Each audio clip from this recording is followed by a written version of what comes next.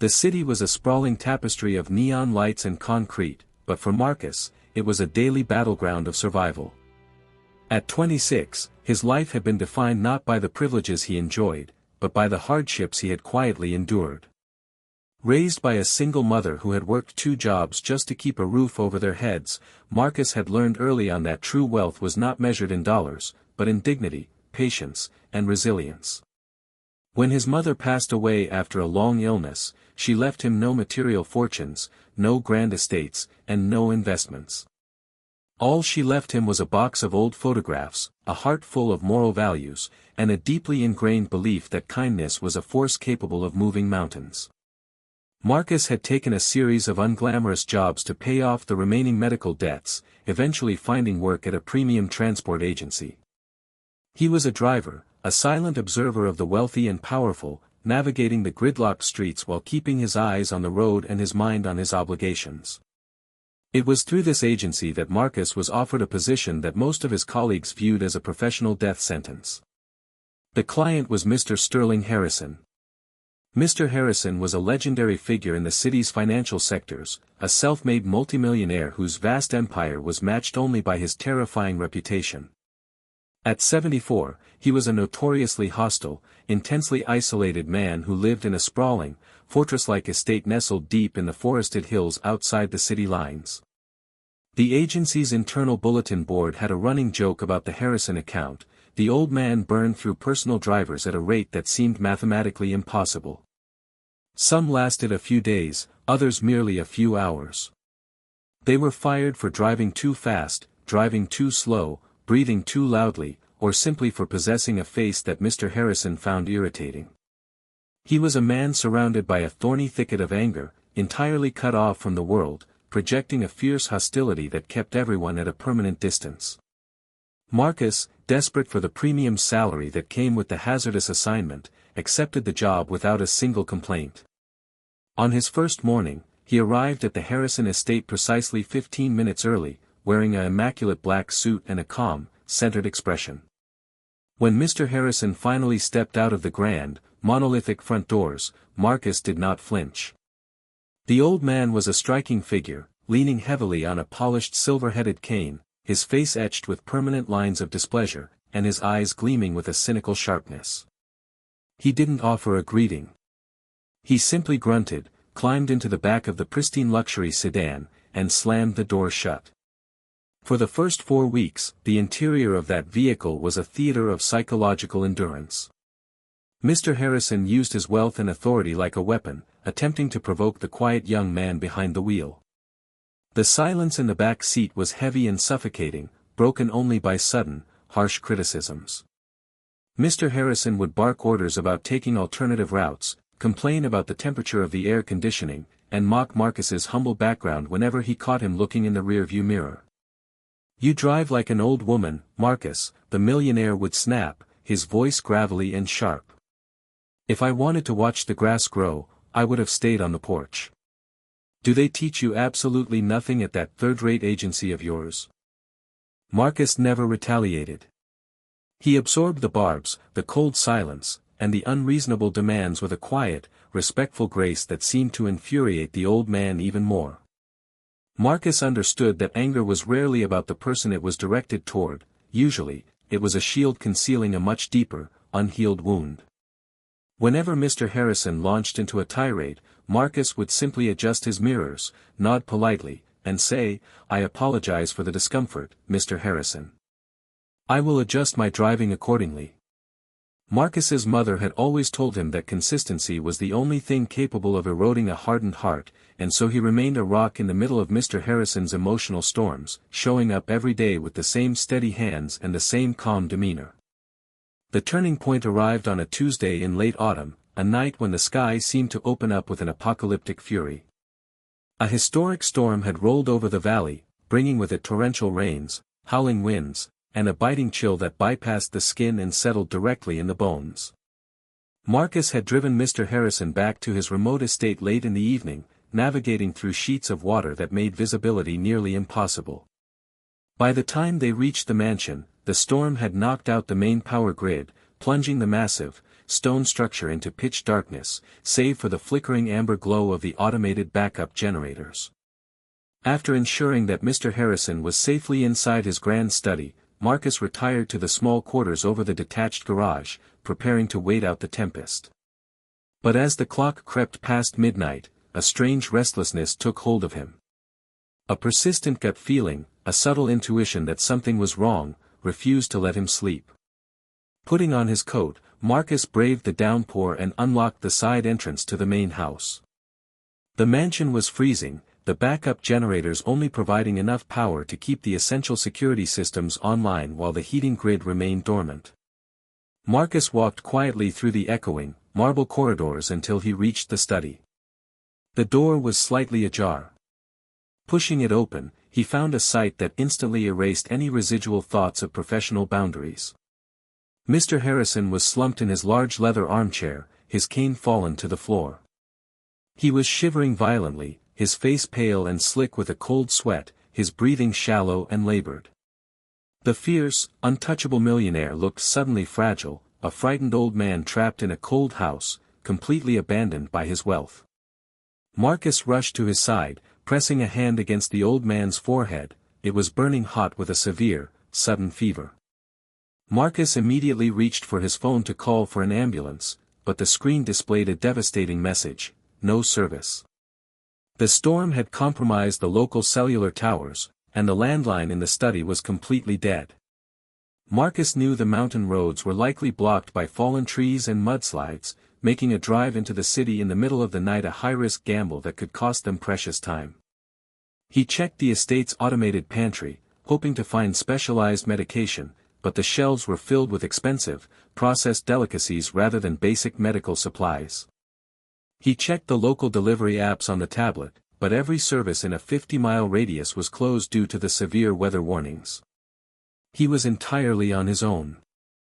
Marcus refused to let panic dictate his actions. He carried the shivering millionaire upstairs to his master bedroom, wrapping him in several heavy wool blankets.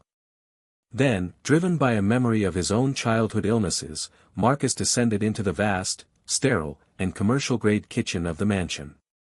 The space looked like a laboratory, devoid of life, a place where expensive chefs occasionally prepared meals that Mr. Harrison barely ate. Marcus opened the massive Sub-Zero refrigerator, searching for basic ingredients. He found a chicken carcass, some fresh ginger, garlic, a few root vegetables, and a handful of coarse spices. Standing in the dim, shadow-drenched kitchen, illuminated only by the emergency lights, Marcus began to cook. He wasn't following a culinary textbook, he was executing a sacred ritual passed down to him by his late mother. It was a traditional, slow-simmered, comforting soup that she used to make whenever the winter cold threatened to break Marcus's health. He remembered her hands, rough from labor but infinitely gentle, as she crushed the ginger to release its natural warmth, and how she would talk about food being the ultimate form of medicine when infused with care. Marcus chopped the vegetables with meticulous precision, roasted the aromatics until the oils began to smoke, and let the broth simmer over the gas stove, the rich, golden liquid bubbling softly against the roar of the thunder outside. Slowly, the sterile, cold atmosphere of the Harrison mansion began to transform. The sharp, metallic scent of polished stone was replaced by a deep, enveloping aroma of toasted spices, sweet onions, and sharp, healing ginger. It was an olfactory wave of pure comfort, a scent that carried the weight of a home, a memory of safety. After an hour of careful skimming and tasting, Marcus ladled the steaming, golden broth into a simple porcelain bowl, carried it upstairs, and gently woke the semi-conscious millionaire. Mr. Harrison groaned, his eyes bloodshot and unfocused as Marcus helped him prop himself up against the pillows. What are you doing?" The old man rasped, his voice weak, the usual venom completely absent from his tone.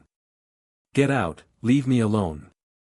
"You need to eat something warm, Mr. Harrison," Marcus said softly but firmly, sitting on the edge of the bed and holding the spoon out. "The roads are blocked, and the phones are down. This will help break the fever. Please, trust me just this once." Mr. Harrison stared at the spoon, then up at Marcus's steady, compassionate eyes. Too weak to fight, the old man leaned forward, opened his mouth, and took a single bite of the hot, fragrant soup. The reaction was instantaneous and profound. Mr. Harrison froze. His entire body went completely rigid, his eyes widening to a degree that terrified Marcus. The spoon remained suspended in the air as the millionaire sat there, paralyzed, his gaze locking onto the golden liquid in the bowl as if he were looking at a ghost. For several agonizing seconds, he didn't breathe. Then, slowly, the hard, impenetrable armor that had protected Mr. Harrison from the world for half a century began to crack. His lower lip trembled violently, and before Marcus's eyes, the fierce tycoon's gaze softened into an expression of raw, unmitigated shock. Two massive tears swelled in his eyes, spilling over his wrinkled cheeks and tracing lines through the sweat on his face. Where did you get this recipe?" Mr. Harrison whispered, his voice cracking, entirely stripped of its gravelly authority. "Tell me, Marcus. Who taught you to make this?" Marcus frowned, startled by the intensity of the reaction. "My mother, sir," he replied quietly. "She passed away 2 years ago. It's an old recipe she brought from her hometown. She used to make it for me whenever I was sick." Mr. Harrison's hands began to shake so badly that Marcus had to take the bowl from him to prevent it from spilling. "What was her name?" the old man demanded, his eyes boring into Marcus's soul, searching for an answer he seemed almost terrified to hear. "Please, Marcus. Tell me her name." "Her name was Clara," Marcus said, his voice dropping into a reverent whisper. "Clara Evans." Mr. Harrison let out a long, shuddering sob, burying his face in his trembling hands. The sight of the legendary, ruthless billionaire weeping openly in the dim light of a stormy night was a cinematic shift that Marcus could barely comprehend. The old man cried not with the anger of a frustrated tycoon, but with the profound, exhausting release of a man who had been carrying a mountain of regret for 40 years. After several minutes, Mr. Harrison wiped his eyes with the edge of the blanket, looking at Marcus with a completely redefined gaze. There was no hostility left, no arrogance, no distance. There was only a deep, aching recognition. 45 years ago, Marcus, Mr. Harrison began, his voice quiet, blending with the sound of the receding rain outside, "I wasn't the man you see today. I didn't have the millions, the estates, or the power. I was a broke, desperate, and starving young man trying to build a business in a city that wanted to crush me. I had lost everything in a bad investment, my family had disowned me, and I found myself sitting on a park bench in the middle of a freezing winter night, seriously considering ending my own life. I was shivering, hypothermic, and entirely invisible to the world." The old man looked at the porcelain bowl in Marcus's hands, his eyes shining with memory. And then, a young woman walked by. She was working as a night shift waitress at a diner across the street. She saw me. She didn't look away like everyone else did. She went back inside, and a few minutes later, she came out holding a thermos. She sat down next to me on that freezing bench and handed it to me. It was this exact soup, Marcus. The identical blend of ginger, the unique roast of the spices, the specific, life-giving warmth. It wasn't just food, it was the first time someone had validated my existence when I was at my absolute lowest. That soup gave me the physical and emotional strength to survive that night. It gave me the courage to wake up the next morning and try again. That woman was your mother. Clara. Marcus sat in absolute silence, the universe shifting beneath his feet. The threads of destiny, woven across decades, had brought him into the employment of the very man his mother had saved on a park bench before Marcus was even born. "I looked for her later," Mr. Harrison whispered, his voice filled with a profound sorrow. "A few months later, when my first major contract finally cleared and I had money in my pocket, I went back to that diner. But she had already left. She had moved away, disappeared into the vast expanse of the country, and I never got the chance to thank her, to repay the debt, or to tell her that she had saved a life. I spent the next 40 years accumulating wealth, becoming hard, cynical, and untrusting, believing that the world was a ruthless place. I pushed everyone away. And yet, the universe sent her son to drive me. For a month, I treated you like garbage, Marcus. I tried to break you, just like the world tried to break me. And instead of fighting back, you stayed. And when I was drowning in a fever, you went into my kitchen and cooked the exact same mercy your mother offered me 40 years ago. From that stormy night forward, the dynamic within the Harrison estate was fundamentally altered. The cold, silent drives were replaced by long, deep conversations. Mr. Harrison dismantled his wall of isolation, inviting Marcus to sit at the grand dining table with him rather than waiting in the car. The old man became a mentor, a guide, and eventually, a father figure. He shared his wisdom, his business insights, and his life lessons with the young man, while Marcus provided the old millionaire with something that all his millions could never buy: genuine, unbought companionship, respect, and a sense of family. For the next 8 months, the mansion on the hill was no longer a fortress of isolation, it was a home filled with laughter, shared stories, and a profound, quiet healing. Mr. Harrison's health, though compromised by age, seemed to stabilize, his face softening as he finally experienced the peace that had eluded him for his entire adult life. When Mr. Harrison passed away peacefully in his sleep on a warm summer evening, there was no panic, no lingering anger, and no unresolved regrets. He left this world with a smile on his face, surrounded by the quiet comfort of the estate he had finally learned to enjoy. The funeral was a modest affair, but the aftermath was an entirely different story. 3 days after the burial, the grand conference room of Harrison Global Holdings was packed to the brim. The atmosphere was thick with tension, greed, and a highly performative grief. Gathered around the massive mahogany table were Mr. Harrison's estranged relatives, a collection of wealthy, distant cousins, self-absorbed nephews, and affluent nieces who hadn't spoken to the old man in over a decade. They had spent the last 8 months completely ignoring his existence, but the moment the news of his passing broke, they descended upon the city like vultures, dressed in expensive designer black silks, their eyes darting around the room as they mentally divided the inheritance. They whispered among themselves, trading smug glances, entirely confident that the multi-million-dollar empire would be distributed among them based on bloodlines. Sitting in the very back corner of the room, far away from the mahogany table, was Marcus. He wore the same simple, navy suit he had worn to his mother's funeral.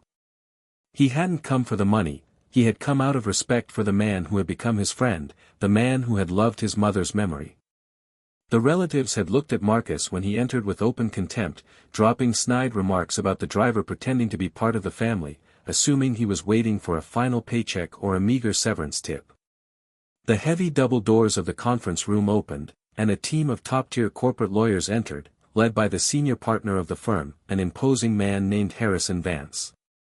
Vance carried a secure, leather portfolio bound with a gold seal. He took his place at the head of the table, his face a mask of absolute, unreadable legal precision.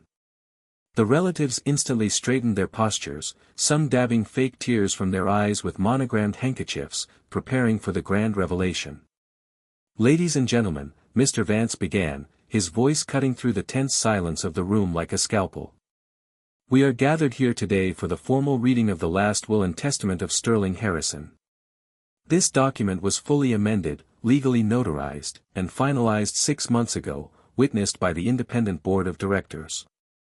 I will bypass the standard preamble and read the direct execution clauses as dictated by the decedent himself." Julian, an arrogant nephew who had already contacted a luxury yacht broker in anticipation of his inheritance, leaned forward, a confident smirk on his lips. "Please proceed, Mr. Vance. We are ready to fulfill our uncle's final wishes." Mr. Vance adjusted his glasses and opened the portfolio. "I will read Mr. Harrison's direct words," he announced. "To my surviving biological relatives, I leave the sum of $10,000 each. This money is provided under the strict legal condition that it represents the entirety of their claim. For 40 years, you ignored my phone calls, avoided my presence, and waited patiently for me to die so you could feast on my remains. You are a collection of hollow, greed-driven individuals, and I refuse to fund your vanity from beyond the grave." A collective, sharp gasp echoed across the mahogany table. Julian's smirk vanished instantly, his face turning an angry, volatile shade of red. "What?" he shouted, standing up, slamming his hands on the table. "This is absurd. This is a joke." He was losing his mind when he wrote this. Who gets the rest of the empire? Who gets the holdings, the estate, the $70 million in liquid capital? Mr. Vance raised a single, calm hand, silencing the erupting protests of the relatives with a cold, professional glare. He turned his eyes away from the mahogany table, bypassing the wealthy, the influential, and the outraged bloodlines entirely. His gaze traveled across the grand room until it locked directly onto the quiet young man sitting in the back corner. Mr. Vance cleared his throat, his voice filling the room with an absolute, destiny-altering authority. "To Marcus Evans, the son of the woman who saved my life when I was nothing, I leave the absolute entirety of my estate. This includes 100% of the voting shares of Harrison Global Holdings, the remote mountain estate, all private bank accounts, properties, and international investment portfolios. Marcus, you showed me consistency when I was cruel, dignity when I was arrogant, and you fed my dying soul with the same unconditional kindness your mother possessed. You are the only true heir to my legacy. I do not leave you this wealth as a charity, but as a recognition that you are the son of my heart, and the only person I trust to use this fortune to bring light into a dark world. Walk in your dignity, Marcus. The empire is yours." The room erupted into an absolute frenzy of chaotic shouting, tears of rage, and desperate legal threats from the relatives, but Marcus heard none of it. The noise of the greedy world faded into an absolute, beautiful silence. He sat in his chair, a single, warm tear tracing a path down his cheek, a brilliant, emotional smile breaking across his face. He reached into his inner pocket, his fingers gently brushing against the old, faded photograph of his mother that he always carried with him. He could almost hear her voice in the soft rustle of the wind outside the high windows, reminding him that kindness was never wasted, and that love always finds its way home. Marcus stood up, ignoring the shouting vultures around the table, and walked out of the conference room, stepping out into the bright, golden afternoon sun, ready to step into a destiny that had been written 40 years ago on a freezing park bench.